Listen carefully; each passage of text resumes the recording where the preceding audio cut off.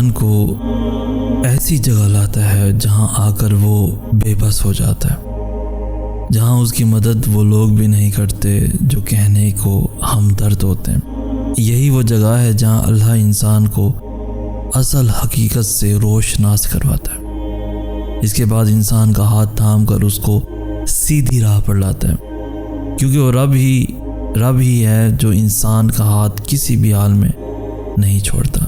جب تم پریشان اور نا امیدی محسوس کرو تو سورہ ضحیٰ پڑھا کرو، کیونکہ جب آپ صلی اللہ علیہ وآلہ وسلم پر 6 ماہ تک کوئی وحی نازل نہ ہوئی، نہ جبرائیل آئے، نہ ان کو خواب میں الہام ہوا، تو وہ پریشان ہو گئے تھے۔ تو اللہ تعالیٰ نے سورہ ضحیٰ وحی فرمائی، جس کی تفسیر آتی ہے کہ اگر تم پریشان ہو تو رات کو جلدی سو اور جلدی اٹھو اور خوبصورت صبح کو دیکھو، تاکہ تمہیں پتہ چلے کہ صرف اندھیری رات نہیں ہے بلکہ اس کے بعد روشن صبح ہے۔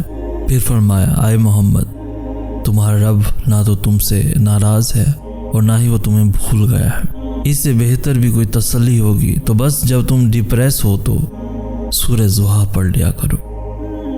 اگر آپ کچھ پانا چاہتے ہو اور آپ اس کی طلب تو کر رہے ہو مگر دعا نہیں، تو بتاؤ کیا آپ ڈیزرو کرتے ہو کہ وہ چیز آپ کو مل جائے؟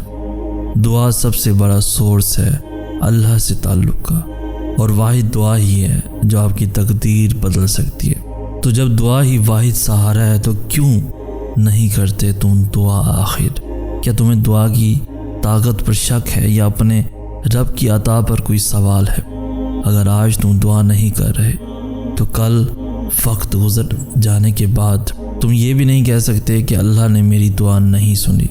تم نے سچے دل سے مانگا ہی کب ہے؟ ابھی بھی موقع ہے، کر لو دعا، وہ رب قبول کر لے گا۔ یقین رکھنا بس میں نے اپنی آخری حد کو آزمایا تھا۔ ایک دروازہ بہت کھٹکھٹایا تھا، نہ تو میری التجا کا مان رکھا گیا تھا، نہ اپنے کیے وعدے کا بھرم۔ لوگ مکر جاتے ہیں، اپنے کہے الفاظ سے کس طرح مکر جاتے ہیں۔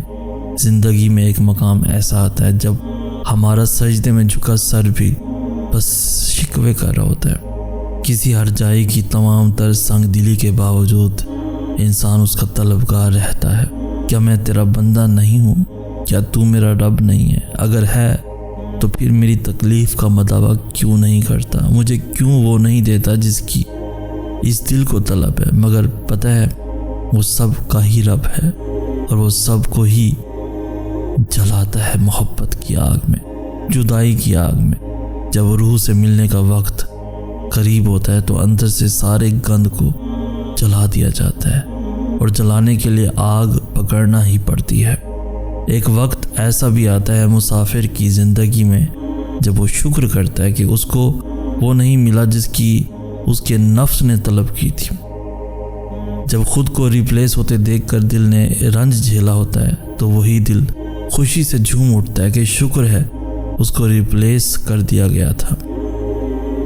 روحانی سفر میں ایک مقام ایسا بھی آتا ہے جب لگتا ہے کہ شاید یہ وہی مقام ہے جسے زندگی ڈھونڈتی رہی، جب دل میں سوائے اپنے خالق کے کسی اور کی محبت ٹھہر نہیں پاتی، مگر محبت کی اس پر اسراریت کو سمجھنے کے لیے آگ کا ایک سفر درکار ہے۔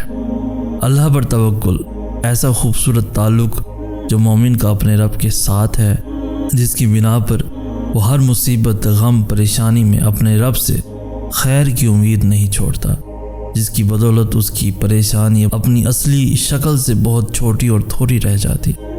اور کیوں نہ ہو کوئی ذات اتنی بااختیار اور پاورفل ہو سکتی ہے جتنا رب العزت ہے، تو وہ ذات بار بار قرآن کریم میں یہ یقین دلا رہی ہے کہ اللہ کے سوا نہ کوئی تمہارا دوست ہے، نہ کوئی مددگار ہے۔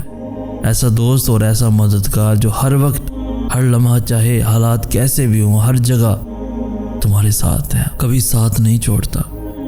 نیک تو نیک اگر انسان کو نگار ہو پھر بھی مدد کے لیے تیار ہے۔ وہ ایسا دوست ہے چاہے کتنی بھی غلطیاں کر لو، دھتکارتا نہیں، صرف 2 ندامت کے آنسو بہا لو تو سب معاف کر دیتا ہے۔ ماضی کے تانے بھی نہیں دیتا، نہ اپنے بندوں کو رسوا کرتا ہے، اور ان کو اپنی رحمت کے دامن میں سمیٹ لیتا ہے۔ تو شرط یہ ہے کہ بندے تو اپنے رب پر ایسا گمان رکھ اور یقین کے ساتھ اس پر ڈٹ جا، میرے رب کی مثل کوئی ہے ہی نہیں، اور ایسی ہی ذات بھروسے کے قابل ہے جو ہر لمحہ ہر ایک کی فریاد سن بھی رہا ہے اور ہر ایک کو دیکھ بھی رہا ہے۔ ہم جو چیز مانگتے ہیں نا اللہ تعالیٰ سے، وہ اللہ کو پہلے سے ہی معلوم ہوتا ہے۔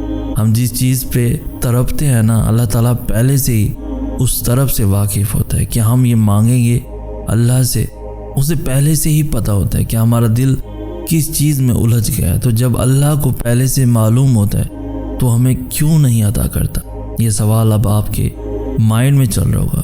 اسی لیے تو اس نے دعا بنائی، دعا مانگنے کے لیے ہمیں بنایا تاکہ ہم اس سے مانگیں، اس سے باتیں کرتے رہیں، اسے بلاتے رہیں، اس سے دور نہ ہو جائیں، اس کے قریب رہیں تاکہ وہ ہماری طرف متوجہ ہو سکے۔ ہم اس سے مانگیں اور انہی باتوں میں وہ ہمارا الجھا ذہن اس چیز سے ہٹا دیتا ہے۔ اتنی محبت کرتا ہے اللہ ہم سے کہ ہمارے لیے ہی وہ ہمیں غم دکھاتا ہے اور ہمارے لیے ہی ہم سے محبت کرتا ہے۔ میں اکثر سوچا کرتا تھا کہ اللہ میری دعائیں کیسے قبول کریں گے؟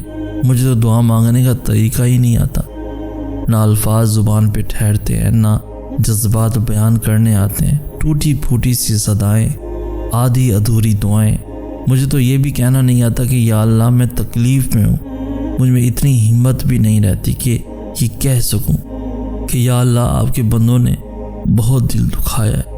یہ زار زار بہتی ہوئی آنکھیں اور یہ کپ کپاتی ہوئی زبان تو کبھی کبھار اتنا موقع بھی نہیں دیتی کہ کچھ مانگ سکوں، مگر پھر بھی اللہ ہر دعا سن لیتا ہے۔ وہ انکہے الفاظ جو میں کہتا نہیں وہ سمجھ لیتا ہے، میری کپ کپاتی ہوئی زبان کا دکھ جان لیتا ہے۔ اس کو بہت پسند ہے جب اس کا بندہ اس کے در پہ آ کے رکتا ہے۔ وہ تو ان دعاؤں کو بھی رد نہیں کرتا جو 3 سال کا چھوٹا سا بچہ اپنی توتلی زبان میں کہتا ہے، اور اس زبان جو ماں اور اللہ کے سوا کوئی نہیں سمجھ سکتا۔ پھر کیسے ممکن ہے کہ وہ تمہاری پکار رد کر دے؟ کیسے ممکن ہے کہ تمہاری صدا نظر انداز کر دے؟ تم صبر کی انتہا پر ہونا تو سنو، اس کی مدد بس پہنچنے والی ہے۔